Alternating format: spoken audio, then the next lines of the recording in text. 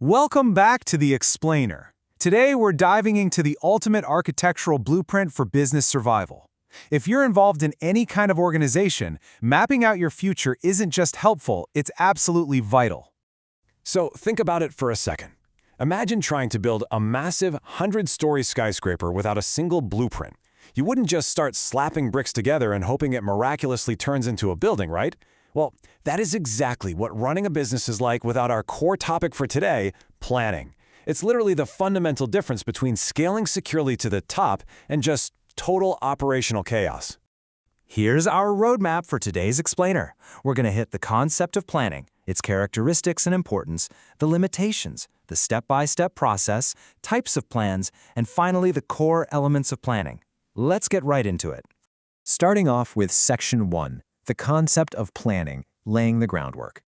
Management expert Bill Gates really hits the nail on the head here. He notes that at its absolute core, the task of planning is choosing. It's an intellectual process, right? You're constantly faced with divergent paths, and planning is that rigorous act of deciding exactly which specific path you're going to commit to. To put it as clearly as possible, planning is essentially forecasting the future in the present. Think of it like a strategic time machine. You're collecting hard information today to meticulously map out, consider in advance, and control your activities for tomorrow. You're figuring out what you want to achieve and the exact method to get there. Moving on to Section 2, characteristics and importance, the foundation. Internally, planning is the engine that kicks off literally everything else. Organizing, staffing, controlling, the whole shebang. And it's not a one-and-done deal. It's a continuous, highly precise mental effort that is entirely oriented towards achieving pragmatic, predetermined objectives. But what's absolutely critical here on the external side is the demand for flexibility. Because planning is a universal process dealing with an incredibly uncertain future, your blueprint just can't be rigid. You've got to constantly weigh alternatives and adapt.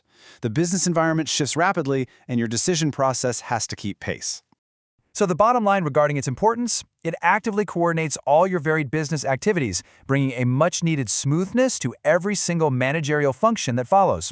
Most importantly, it ensures you avoid the dangerous wastage of precious capital, time, or resources. Which brings us to Section 3, limitations, when blueprints fail. Look, drafting a master blueprint requires immense time and capital, often involving hefty expert fees just to collect and analyze the data. And here's the real trap. If your data is incomplete or your mathematical models are flawed, the entire foundation cracks. It's the classic garbage in, garbage out scenario, leading to decisions that are mathematically bound to fail. Furthermore, while we just said flexibility is a precondition, strict plans can actually inadvertently create rigidity during implementation, and that kind of stifles your employees' natural creativity. Throw in wildly unpredictable external market factors like sudden government policy shifts, unforeseen supply chain collapses, or natural disasters, and your brilliant plan can suddenly become completely irrelevant. But here's the thing. As critics and experts ultimately agree, it is an undeniable fact that while planning isn't completely perfect, there is simply no alternative. Having a flawed blueprint that you can adjust is always infinitely better than building blindly into the void. All right, Section 4, the planning process, step by step. So how do we actually build this thing? We start stage 1 by setting realistic objectives. Next, we clarify our planning premises, which is really just formal terminology for getting our internal and external assumptions about the future completely clear. Then we gather hard data, analyze it, and list out all our possible alternative routes to reach those goals. Next up, we evaluate those alternative routes. Businesses often use complex tools like operations research to mathematically scrutinize these options.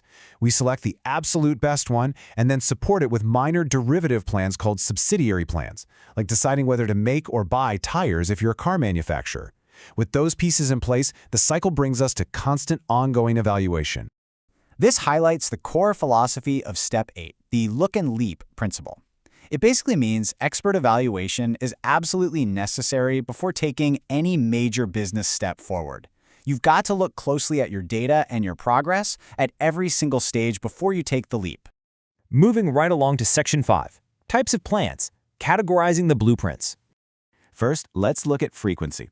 On one hand, you have standing plans guiding daily repetitive operations. Think of a standard company credit policy or delivery procedure. On the flip side, single-use plans are engineered entirely for unique, non-recurring projects, like constructing a new facility, packaging a specific one-off product, or shipbuilding. Now, looking at the hierarchy of planning, strategic plans dictate the long-term, overarching philosophy at the very top level of management. Middle management then distill those into roughly annual tactical plans. Down on the front lines, departments handle the shorter, routine operational plans. And across the board, contingency plans are kept on standby by business units to rapidly adapt to shifting conditions. Finally, Section 6, Elements of Planning, the building blocks. Every master plan is constructed using a mix of 7 vital components. You've got your high-level objectives, strategies, and policies, all the way down to highly granular methods, rules, budgets, and specific programs that dictate step-by-step actions.